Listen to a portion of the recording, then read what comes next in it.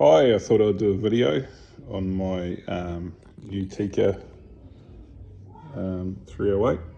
The reason I want to do a video on this is there's a lot on YouTube regarding short barrel 308s, but there doesn't seem to be a lot in regards to reloading for short barrel 308s. The reason I went with the 308 is so that I could potentially load heavier projectiles for doing subsonic loads, as well as being able to shoot 168 grain or 165 grain Hornady AMAX or SSTs. My thinking there was I went hunting with a mate and we're climbing up a real steep bank, and the Howler that I have, which is a 270, it was quite heavy and quite hard to maneuver up the hill, getting caught on a lot of brush and stuff like that. And at the time, my mate, he had a 300 Blackout that he was using as well. And when we got to the top of the hill, we only really had one option of shooting, and that was across the valley. And I said to my mate at the time, man, it would be really good if we had a short barrel 308. He really liked the idea of going bush with subsonics, and I like the idea of using subsonics, but also having the case capacity to stretch it out if I wanted to. So anyway, I went with the Tikka T3X 308. I bought it brand new. I sent it to DPT recently. They gave me the suppressor, and they ended up cutting the barrel down to 16 inches. I was originally going to get it threaded for 1/2 inch by 20 because it's the same thread as my 270, and I thought, I could kill two birds with one stone. But anyway, they ended up threading it 5/8 by 24. They did a pretty good job on the crown. These are threads there, as you can see. Probably a little bit rough on the threads, but it screws on nice and tight. So they also gave me a thread protector as well. So hey, I mean, if I wanted to, if I was using like a fairly light load, I could walk around the bush like that all day long. So that barrel is 16 inches. They could have cut it down, I think, further right down to the stock, which would have been about 15. But at the same time, I don't want to sacrifice too much in the ways of velocity.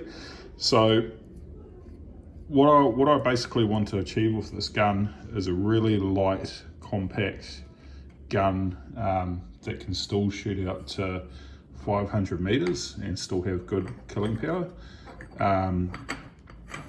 So what I'm doing with the reloads is I'm going to be trying CFE 223, and the reason I'm going with CFE 223 is because it gives you really good velocity with a short barrel, a little bit more so than Varget. But once I bought the CFE 223, I actually realized that there's probably not a powder that's more temperature influenced than CFE 223. So hey, I'm going to give it a go. I'm going to do some tests. I'm going to be trying these 168 grain AMAXs. I'm going to try and do some gel testing on those as well. For my subsonic loads, I'm going to be using these projectiles, which is what I use for my 300 Win Mag. I've got a bit of a long range setup for that.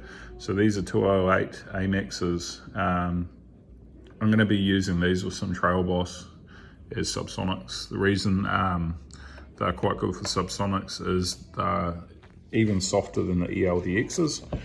And that's why a lot of long range shooters like shooting those, is because they're so soft and they mushroom out at long distance with not a lot of speed. Case wise, I annealed these yesterday, so I've got a bit of a video on my channel how to do some annealing, basically an annealing hack.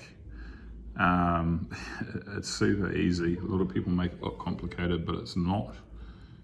I just use my wife's gas torch that she uses for cooking and stuff. But check out that video, it's pretty easy. Once you see that, you'll probably get into it.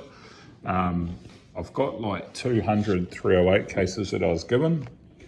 I'm only going to, well, I've only annealed this lot here, and the reason for that is because I'm going to test these out first and just make sure there's no great velocity indifferences in between the rounds. So the scope I'm running on this rifle at the moment is a bit of a shit scope, to be fair. It's a Zerotech 3x12. It's got pop-up turrets. So hey, just an FYI, I've actually got a Bushnell AR223 scope in 3x9, and if you put these scopes together, they're absolutely 100% identical. So I'd say they're probably just generically made in a factory. What I don't like about the scope is it's bloody heavy. When I bought the gun, I really wanted to scope with it quick because I thought I'd be getting out and doing some shooting.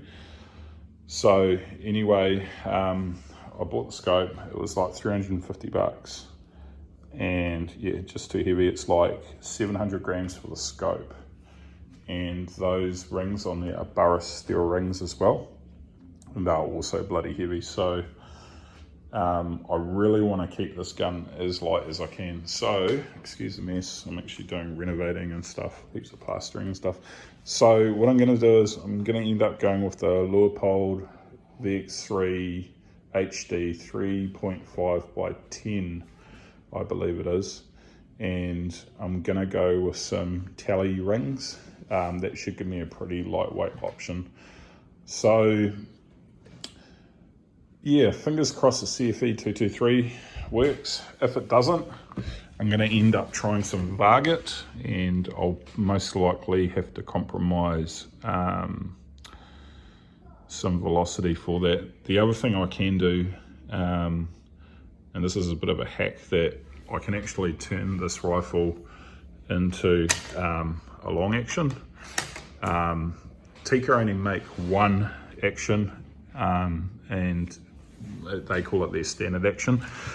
But basically what it is, to change it to a long action, is you just change that bolt release. You can buy those, they're not hard to get. Beretta New Zealand sell those, and you change it to a long action magazine. If I do that, I can push my projectiles out further, closer to the lands, and in doing so, I'll be able to increase the case capacity. So it'll be interesting to try that as well. I'll see how I go on the standard 308 length, but if I have to, then sure enough, I'll give it a go. My ideal situation is, you know, using this as a bush gun, but still being able to shoot out to 500 meters if I have to, which this will be capable of doing. So hey, if you like what you're hearing, subscribe, give it a thumbs up, come along for the journey, because I'll be recording the loading that I'm doing, the hand loading on these rounds, and I'll also be doing some other stuff. I'll also be doing some reviews on my 300 Win Mag that I've got, which is a Hauer heavy barrel, 1500. I've got a 270 that's suppressed just recently with an MAE suppressor, so I'll be comparing this suppressor and the MAE suppressor, as well as doing other things like fishing and hunting, and I've got bees and do a lot of building and stuff like that. So yeah, subscribe and come along for the ride.